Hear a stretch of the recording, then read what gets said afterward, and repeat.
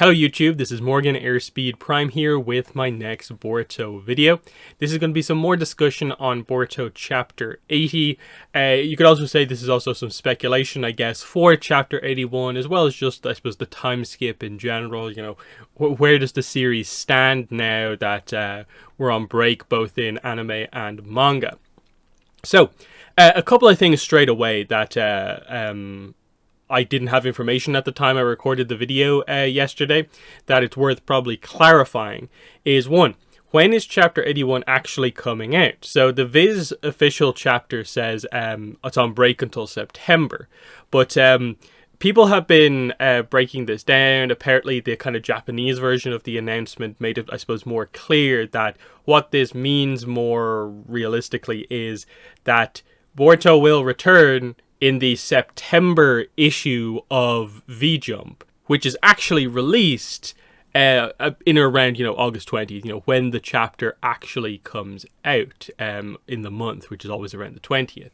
So everyone seems to really think that this is the way it's going to work, is that it's not that it means the chapter's coming September 20th, it actually will be more like August 20th. So just to kind of clear that up, it means maybe the break isn't perhaps as long as maybe I initially thought it was going to be, but it's still taking fundamentally a similar break to the anime. Then, is chapter 80 the last chapter before the time skip? Because in my review, without knowing the full details of it, and especially with stuff like usually each volume of Boruto is 4 chapters, if you go by that, Chapter 80, this chapter, should be a first chapter in a new volume. And that led me to believe that, well, I guess that means they've probably got another 3 chapters before they properly go into the time skip. Because, coming out of the chapter, there's definitely a few things you feel like they wish they had covered or set up so you knew a little bit of the status quo heading into the time skip. But it is beginning to look more and more clear that, no, Chapter 80 was the time skip, and as for the whole volume issue, what seems to be happening here is that I think it's volume 20 of Boruto. It has like a kind of preview kind of stuff up in Japan, and apparently volume 20 of Boruto is going to cost a little bit more than a volume typically cost. And usually when this happens, it suggests that that particular volume will actually have extra content in it, or more pages than usual. And usually that's because they're adding in another chapter. This has happened with Naruto before. I think there was an extra chapter in the volume where we had the Sasuke Itachi fight. And again, I think the idea was that that volume cost a little bit more because it had the extra chapter in it. So it looks like volume 20 will actually include 5 chapters, including chapter 80, meaning chapter 81, the next chapter, will actually be a volume opening chapter. And I think that probably really does confirm it, that yeah, we are now into the time skip, and I guess we'll jump back in post time skip, because that's usually the way time skips actually go.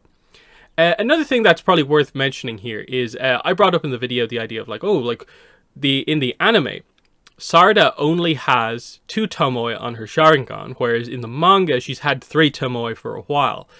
Obviously, the big event in chapter 80 is that we get Sarada unlocking her Mangakyo Sharingan.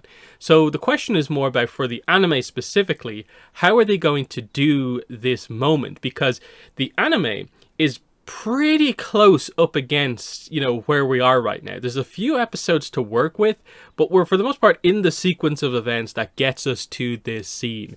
And how many moments are there in particular to maybe have Sarada have 2 big power unlocking moments? And then do they necessarily need to have 2 big moments? To me, I leant more in the direction of, I assume they'll do something with the 3rd Tomoe before they go to Mangakyo, just because they have sort of focused a little bit with Sarada's arc on each step of the process, but where is the other one going to happen? But we'll get to that in a second. Now, the thing is, we do need to keep in mind, we know it's not necessary for it to be 2 separate moments, since this is how it happened with Obito/Kakashi, where they both went from 2 Tomoe to 3 and to the Mangakyo Sharingan all in one moment, which was, of course, the death of Rin moment. Now, that was obviously such a crazy emotional event. It activated so much kind of rage, emotion, anger. There's so much tragedy on display there that it basically jumped it right ahead.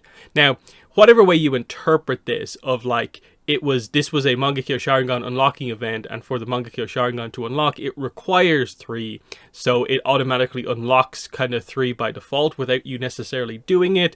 Or you make the point that this event was just so tragic, it actually just did 2 unlocks at once.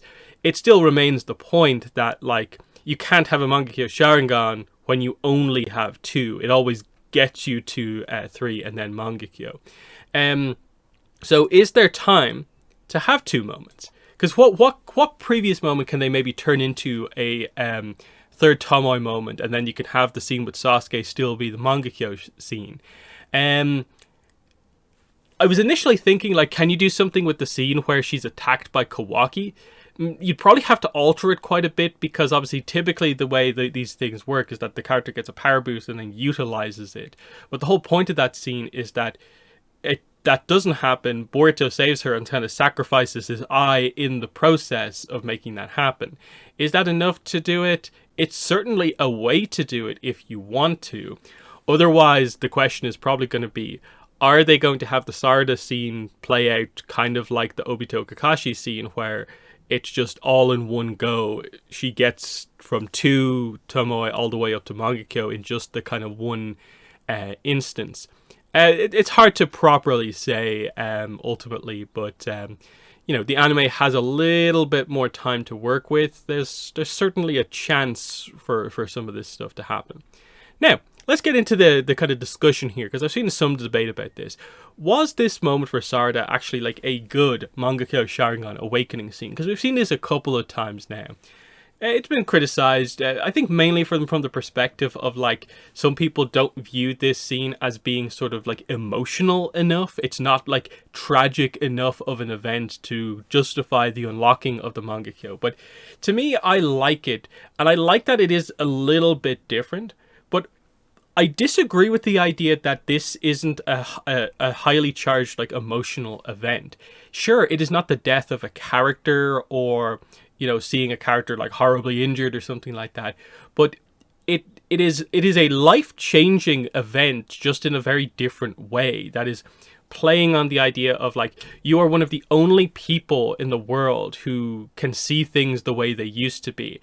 Everyone else is in this kind of dream, in a way, where they view things completely differently, and one of those things includes them everyone else now viewing your best friend as being this villain to the village. Like, it is a crazy situation, because let's not remember everyone's freaked out reaction when they did the switcheroo. So now we're trying to, like, dismiss it as not being that big of a moment, which is it? We got super excited for nothing? No, this is huge. The reason that this is such a big thing for Boruto's character arc, it applies to Sarada as well. It's just that she's in a kind of safer position, but she still feels the emotion from what Boruto is having to deal with. And that's kind of a part of it here, of just like everyone else's memories have been altered, and she's also one of the few who knows how unfair the hatred directed towards Boruto actually is. And then you have to keep in mind that, like, this is also very recently after he has sacrificed his eye to save her from Kawaki. So all of these things add up together to, I think, make for it being a super emotional moment when she finally talks to Sasuke. And then she figures out that he also has been affected by this. And if there's anyone who she truly wants to believe her, it is him. And so I thought the line was actually quite well written, of just like, for the first time ever, I'm going to be selfish here and just ask you to believe me on this. If you believe anything I've ever said to you, help Boruto. And this is what activates the Mangekyo Sharingan. And yeah, I think purposefully it's meant to be a little bit different. Yes, it's still playing on the idea of it's a heavy emotional moment to unlock an ocular jutsu. It is going down a slightly different road with the specific emotions in play, in that are we doing this arc where Sarada is having her kind of Sharingan unlocks be done in a slightly different way, whereas rather than them being them happening on the directly, you know, in the middle of all this like wild things happening, like people dying around her, a lot of her scenes, especially like when she initially unlocked the Sharingan, was more about just her emotions about like her father and her family. You know, the second Tomoe was more in the middle of a fight sort of directly, but it was more of a, I will help my friends by doing this. And then even this Mangekyo scene here, it's less about what you typically have with the Mangekyo, and it's about like vengeance for someone who was like killed in front of you, severe, heavy loss. It's still about that to a certain degree because of the way she feels being in this kind of like altered world. But it happens when she attempts to basically gain help for someone else. Like the unlock scene is, will you help Boruto? It's not specifically about Sarada, and I'm wondering, is there something kind of like to that, you know, when we get into the whole this situation about the Mangekyo will cause blindness when overused.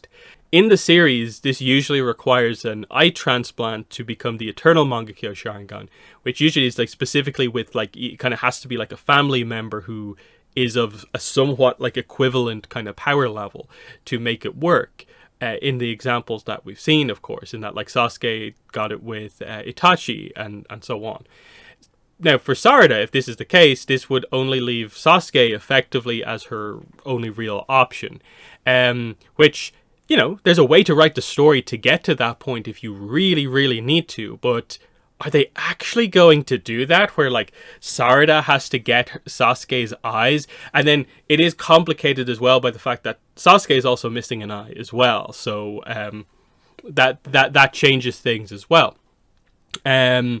So one other thing they could do is with her mother's side of things, if she learns the 100 healings mark from her mother, could that counter the blindness, avoiding the need for the for the eternal Mangekyo? Similarly, there are also the Shin Uchiha clones, but are we really going to introduce them again to give Sarada an eye transplant when she needs it? That feels like a little bit of a weird plot point. Plus, I don't know if there's maybe the full connection enough to make to do that, but it's an option if required. But again, this all depends on, you know, what if they just do a thing where maybe because of the way she unlocked it and is maybe going to use it, it's not directed in hatred or anything like that. What if that means it won't kind of like eat away at her and cause blindness? There's always the potential that you do the kind of more kind of positive way to unlock this ability. Like, does it always have to be rooted in kind of, you know, kind of hatred to a certain degree and kind of brutality? That's the interesting point. How does she train with the Mangekyo, with Sasuke going off with Boruto? I guess this is where Kakashi comes into play, because the important thing to remember with Sarada going into timeskip is that, okay, she knows the truth, but very few people know that she knows the truth. She is effectively just undercover. Everyone else is just like, oh yeah, Sarada's here. Like, we don't have any reason to hate Sarada. So she can just go on with her life in the village and do what she needs to do. And obviously, naturally, it would make sense that she do some training. And Kakashi would be the character in the village who has the experience with this sort of stuff. So that's a way to do it. Similarly with Kakashi, we assume he probably comes back to become Hokage again, with Naruto, according to the village, confirmed dead, with only like Ada and Kawaki really knowing kind of like otherwise. So that's what makes sense to me. Otherwise, like, who becomes Hokage? I guess, like, do you just have to watch Shikamaru take over just because he was the Hokage's assistant? I'm not really sure. Otherwise, like, I'm not actually sure who would be the obvious, like, other candidate if you go for someone new. Because, like, they're not going to do, like, a Konohamaru or something like that. It just doesn't feel like they have positioned him in that way, like, at all. So, it realistically has to be Kakashi. Then we get into notable characters that really weren't mentioned in the chapter. So, first of all, Himawari. So yeah, it's weird kind of Boruto doesn't mention her at all. and we also haven't seen her since the big switch happened.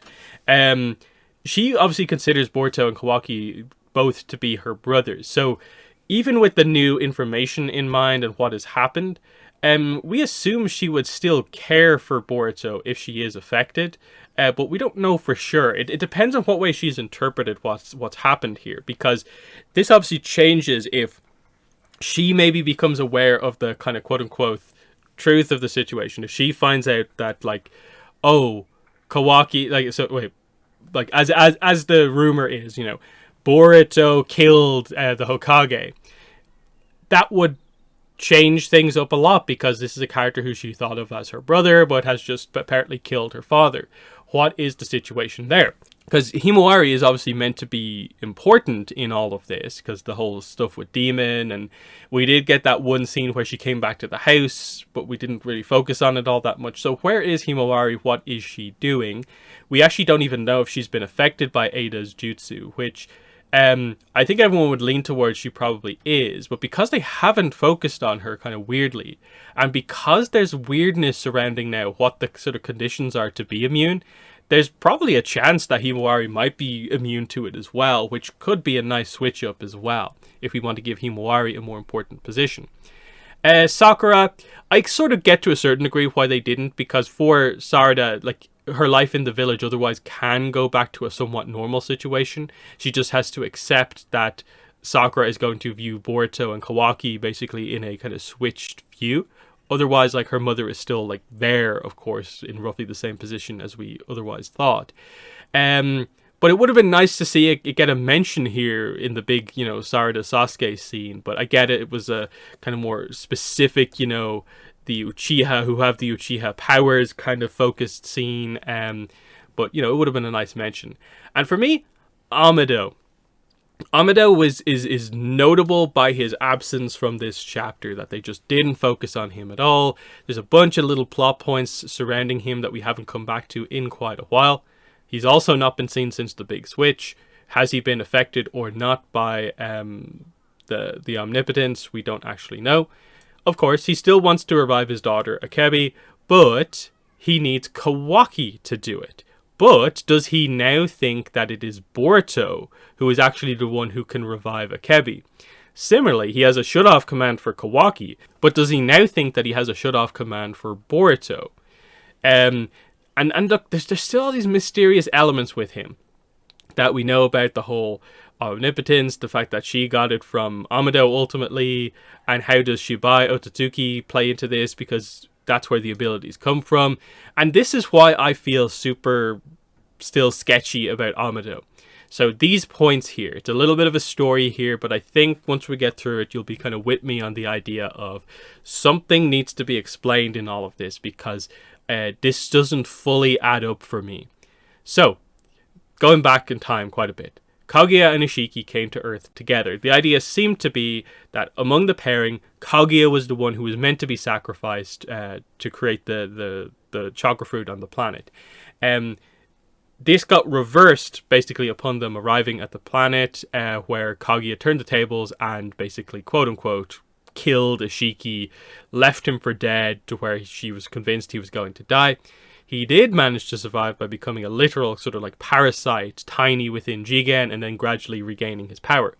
This is where the entire plot of Naruto basically happens, with, I think, the idea of why Jigen wasn't involved in any of the plot that we saw, was just that this was a long time of him regaining strength, because even if he did make his move, could he have countered anything that Kaguya was doing or anything like this? Probably not really. So he's only really able to act and create his plan, because of course he needs a true vessel, and he has to wait for that to happen before he has a chance to do anything. And that only happens in an era with higher technology, and so on. So he then later on brings Amado on board for his project as part of Kara. And eventually Amado enhances the various Kara members. Some of them are enhanced with Shinjutsu abilities, which could only have come from the body or DNA of Shibai, the god Otsutsuki. This means that Amado was given Shibai's body, or some of it, to use on Ada, Demon, Code, etc., the characters who have Shinjutsu powers by augmentation. So did Amado know what powers he was implanting? Because I would be shocked if Ishiki gave that ability to a subordinate basically underneath him. Now, maybe that's part of why they were ultimately scheduled to be kind of like destroyed, some of them, the ones who had the crazy powers. But what was the plan in the first place? Because was he just playing like roulette with the powers, hoping to get one that like was powerful but not super powerful? Because I'd be shocked if Ishiki didn't want, like, maybe omnipotence implanted in himself or something like that, or it kept for later.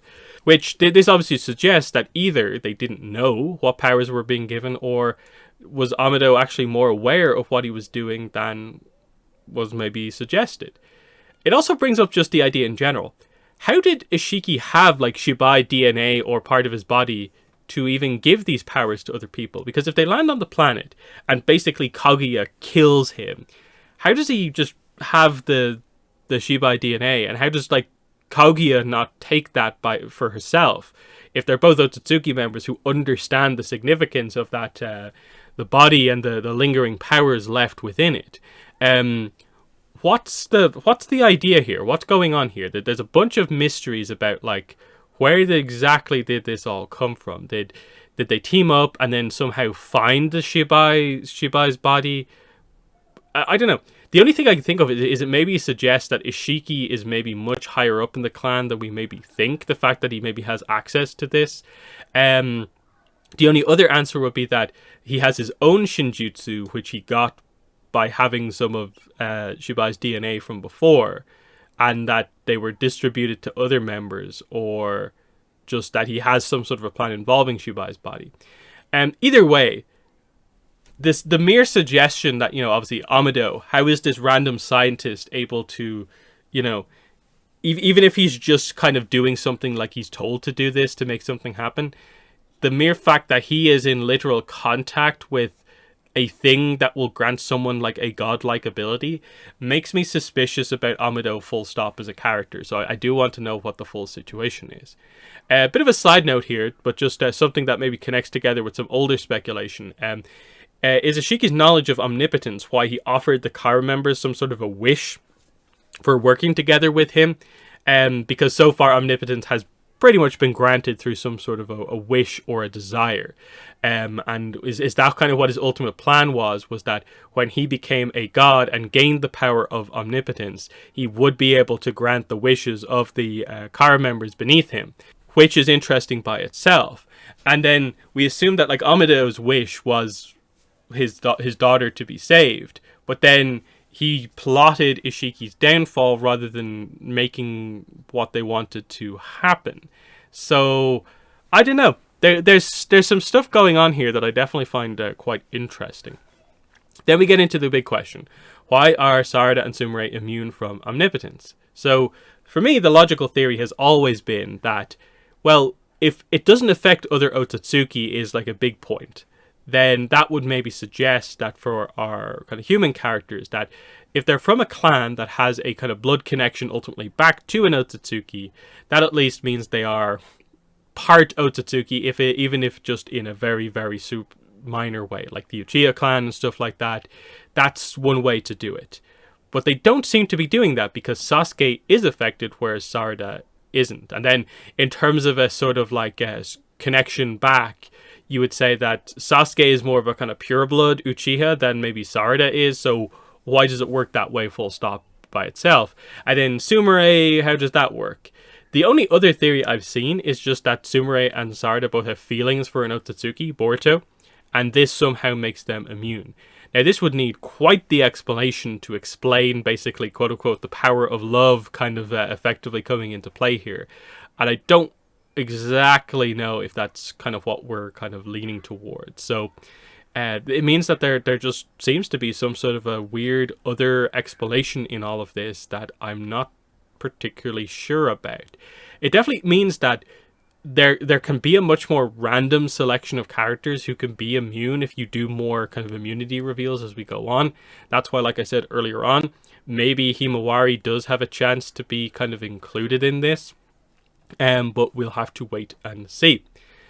Then we get the interesting thing here. I think based on the previous chapter, everyone, I feel like, was convinced that Code won't be affected because he's in his other dimension, whereas this chapter seems to make it clear that Code is affected by the swap and what happened here. Now, the reason for this is that at the end of his speech in the chapter, he specifically notes, and Boruto, like, I really want to get Boruto. Now, if this was him unaffected, you would think he would mention Kawaki, since Kawaki is like Ishiki's vessel. Like, Kawaki is the character Code has a true kind of reason to hate.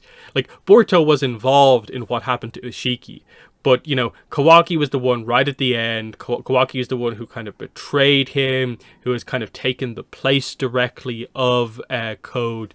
So the hatred should be directed in this case, especially now that Code is not working with Ada. You know, sure, both of them are on Code's hit list, but separated from Ada, his choice should be to kill Kawaki and sacrifice Boruto. It being Boruto mentioned likely means it did affect him. Now, there's the question of, like, does it actually change all that much that Code is affected? And the idea is not really.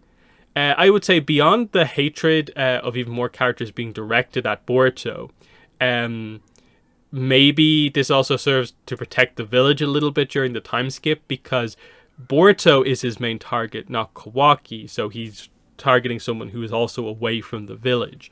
That might be part of why we're doing that here. Otherwise, you know, I think the main reason probably is just for, we want Code's anger to be directed at Boruto, so you have the situation where, like, he has so few allies and it's a challenge for him, which is very shonen, of course. Ada character development I want to get into here. So she's definitely one of the standout characters from chapter 80. They did some good work with her. While she continues to not be like a particularly like ambitious character, considering the scope of her powers, in that all she seems to want is true friends and a real romance with Kawaki, she showed us that she's not simply okay with just being like around Kawaki. She does care about how, you know, he treats her to a certain degree, the kind of person that he's now become versus who he used to be, and also that she didn't purposefully necessarily want this to happen. This was a mistake. She would never have chosen to flip the world like this, even though she doesn't have any like particular like care for Boruto. She didn't want to do this to him. So, you know, that kind of apology and the fact that she kind of is aware that going forward that probably Boruto is going to be the only one who is able to snap Kawaki out of this and actually get him back to kind of becoming the person who she quote unquote fell in love with. So she kind of wants the fight between the two of them to happen, because the way she views it is that Kawaki has become almost so obsessed with killing Boruto and justifying it that he's become a bit of a coward hiding behind the swap that's happened, whereas she is seeing the kind of like bravery and devotion of Boruto here, keeping strong through everything happening and still not wanting to take revenge against Kawaki. He just wants to knock some sense into him and go back to normal because he still considers him a brother. So that's actually a nice development for Ada as a character. So the decision for her to assist Boruto by just not spying on him, not relaying this back to Kawaki in the village, is pretty big. It gets rid of a logical thing that everyone will be questioning. Now we know not to question it. Will be interesting to see how Kawaki treats Ada when she either refuses to search for Boruto or lies about why she can't find him. How the time skip will like basically impact their relationship in terms of like, she obviously wants it to be romance, but now she has questions about like how he is at the moment. So does she want to pursue that? In terms of Kawaki keeping Ada on side, will he actively, you know, try and start the relationship there to kind of manipulate her or anything like that? He seems just absolutely not focused on it. So I have a feeling that, you know, we'll come back after time skip and the dynamic will still probably be much the same. I'd be shocked if they did anything different. So getting into the time skip itself, we assume that most manga time skips, we'll just jump into chapter 81 a couple of years later and then we'll address the gap that has just happened when required. This is what they did with Naruto and the time skip. and the time gap where they really didn't address all that much of particularly what happened in the meantime. Like there wasn't that much significant content. Now, admittedly, it was a little bit of a smaller, well, it wasn't as huge of a time jump, perhaps. This one feels like it's going to be a more significant time skip in terms of like the development of our characters and where they are. They're already a little bit more powerful going into the time skip, so we're expecting more significant stuff to happen in the meantime. So it'll be interesting to see what happens. Boruto, we obviously will be training with Sasuke, but what specifically? You know, obviously, when Boruto comes back, he's going to be this top-tier shinobi with amazing jutsu and taijutsu skills. I guess Sasuke's going to give him either his sword or a sword, and we'll see that aspect of Boruto come out a little bit more. But, you know, how much progress can he make on the karma usage? Will Momoshiki help? You know, how does Momoshiki react to like a bunch of years being inside Boruto, with Boruto just being driven to go against what has happened to him? He will not fall to despair. And what happens now? Does Momoshiki have any sense for what Boruto's future is after this point? Or has that moment now come and gone, and it hasn't given Momoshiki the moment to take over that he necessarily wanted? And I wonder, like, are we eventually going to like maybe build up to this being like a Kurama situation where Momo will maybe be the one to break and be like, do you know what? I give up trying to take over you. So the best way to keep my survival is just to fully like assist you as much as possible and make you the best Otsutsuki you can be. And that could be a very interesting dynamic as well.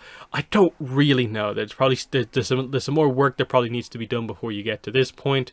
But it is fascinating that like Boruto has like infuriated Momoshiki with just his strength of will. Obviously, we wonder, Jogon, when's this going to happen? What are we doing here? Something, I guess, is going to happen. That would be a very interesting time skip kind of moment to reflect back on if something does happen in the gap with that. Sarada, we assume, will stay undercover in the village, perhaps working with Ada since they both know the truth. Likely getting training from, like, I guess, her mother and Kakashi, or we don't really know. Sumere's immunity is interesting because, like, Ada at this point should know about Sarada being immune because they directly openly talked about it kind of around her, but she doesn't know about Sumere. So will Sumere reveal this to Ada and like work with her because she's sort of on their side to kind of fix things, or will they keep this a secret just in case they do need to deal with Ada? That could be an interesting decision to make. It makes Sumere quite important in that sense. Kawaki, we assume, is also going to get stronger, but it's going to be a long time for him where it feels like he is a character who's going to want to act immediately. So knowing that he just can't get near Boruto for a couple of years, how is he going to react to that? What's he going to do? Will he investigate other Otsutsuki, or will he just be constantly annoyed that Ada won't help him, and what will happen? This brings us probably then to post-time skip discussion. So where do we actually start? When we go into chapter 81, what are we actually doing immediately? Like, are we jumping straight into the chapter 1 sequence where, like, literally Boruto is ready to go, he arrives at the village, and then within like a chapter or two, we have that confrontation scene from chapter 1? That's what we seem to be directly setting up towards, because it's the fight between the two of them that's already being talked about. That's what Boruto's training for. But is that going to happen? The village is destroyed in the flash forward, but is this because of Code suggesting he attacks first, or has Kawaki done something to the village, or has maybe the bit of the fight that they've had already before, has that destroyed the village? We don't actually know. Now, Code becomes super interesting in all of this, because I'm almost surprised we've gone into time skip without dealing with him, which suggests that they're going to do something bigger than than we maybe expected. So my opinion is that Boruto versus Kawaki and Code's attack are not the finale of Boruto. Of course, I do think the series will eventually switch to being more Otsutsuki focused with the introduction of the leaders of the clan. So I expect Boruto and Kawaki will probably work together to face the Otsutsuki leadership after they have their the big Boruto Kawaki moment.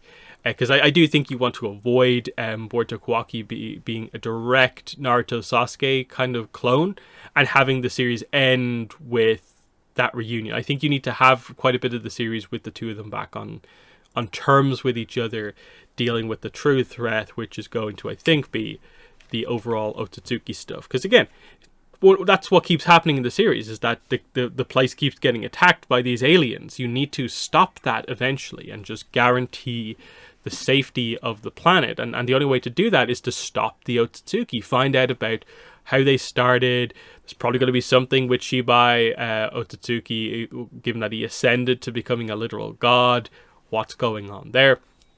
But like I said, all this does make Code's position in the story quite interesting. Because I think most people don't overly consider him like the threat that he's maybe being positioned as.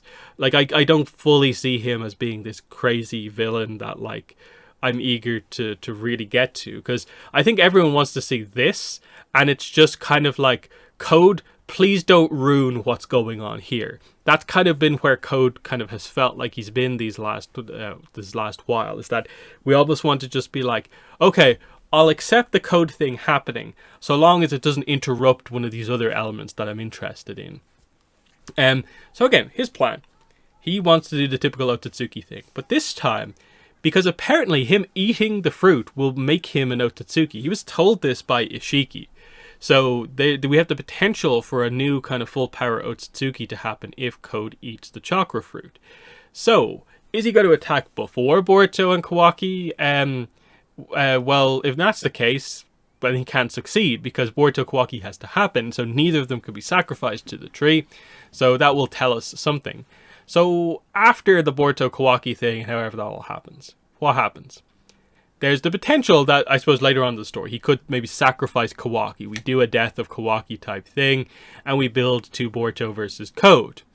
I'd be shocked if that was the direction they went in just after Kawaki's redemption, or whatever they do, or Code loses, and then what if Code dies unable to, eat the chakra fruit? Well, that will of Otsutsuki, Ishiki's will, kind of fades away, but there is still basically a 10 tails, potentially a divine tree, a chakra fruit still to be eaten. Depends on how far Code's plan actually gets. Probably because we want to keep Boruto and Kawaki in the story. I'm guessing we at the very least still have a 10 tails in play. So how do we deal with that and the rest of the Otsutsuki clan? Because they're going to eventually realize that, wait, we've sent quite a few Otsutsukis to this planet. We haven't heard back from any of them.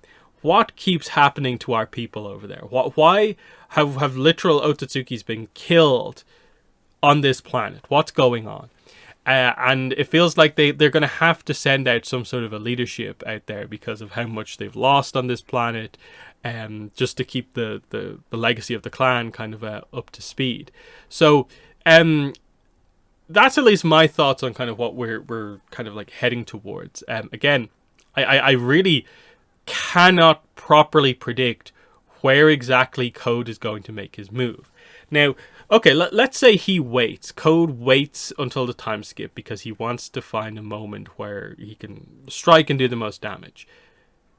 Does he wait until Kawaki and Boruto are fighting to attack? I don't know. It's a weird one. I just find it so difficult to predict. So, where does that then leave Boruto as a franchise? So, we do have 4 Naruto episodes, not Boruto, Naruto episodes coming in September. Everyone is expecting, I think, these to lead to the return of the Boruto anime in October, because 4 episodes, 4 weeks in the month, basically. We'll get an October episode for Boruto anime. I think that's what everyone thinks will happen.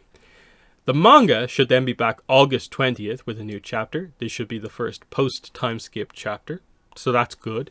Also, remember, there is a one-shot manga chapter coming from Kishimoto about Minato, since Minato won the big character poll that happened over the last couple of months.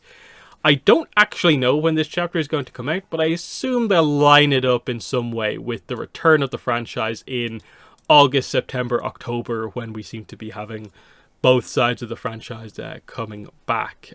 So that's pretty exciting. So for now, where does that leave us? Like, obviously, if there's new content, I will, of course, cover it. There's at least one more video that I have to do coming up soon. I actually have the new Naruto novel, the Spiral Destiny book, which is the third of the kind of trilogy with the Kakashi book and the Sasuke one. So I'll have to read that and review it at some point coming up soon.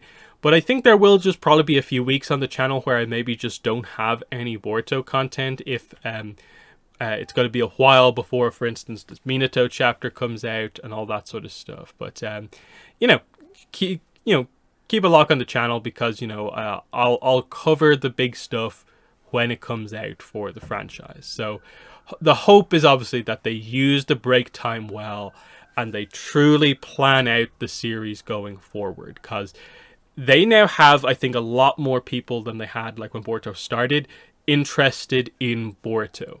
There are some very, very cool plot elements going on here, and if they can plan them out really, really well in both the anime and the manga, I think they've got something good going. I have some doubts about the anime just because I think just the scheduling stuff is going to be just really, really complicated and weird in that, like, how do you do this without just, like, within, like, a couple of weeks jumping straight back into anime original content, and then what anime original content are you actually doing? That's the big question I have. So there's been the video. In the comments, let me know what your thoughts are on the chapter and some of the stuff I discussed here. But that's been the video. Thanks for watching, and bye.